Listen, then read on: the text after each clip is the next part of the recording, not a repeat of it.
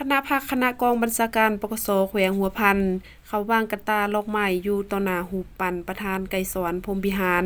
และพวงมาลาที่อนุสาวรีย์นักรบนิรนาม ในตอนเช้าของวันที่18มีนา2025นี้นำโดยสหายพลจัตวาเพชรสอนอินทร์สุพรรณ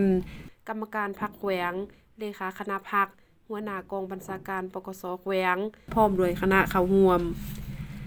การบางกระตาลอกไม้และพวงมาลาครั้งนี้แม่นเนื่องในโอกาสองค์คณะพรรคกองบัญชาการปกสแขวงหัวพัน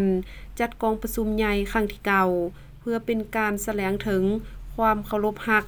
ความกตัญญูรู้บุญคุณถึงคุณงามความดีน้ำใจต่อสู่อย่างพิละอาถรรพ์และบ่ยอมจำนนของบรรพบุรุษลาวก็คือบรรดานักรบปฏิบัติของลาว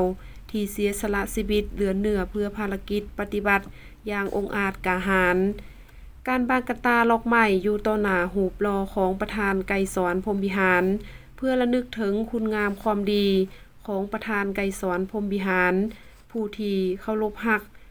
ด้วยความกตัญญูรู้บุญคุณและสรุดีต่อคุณงามความดีและผลงานอันใหญ่หลวงของประธานไกรสอนพรหมวิหาร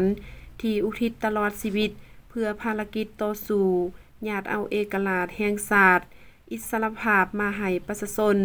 นำพาปฏิบัติ2นาทียุทธศาสตร์คือ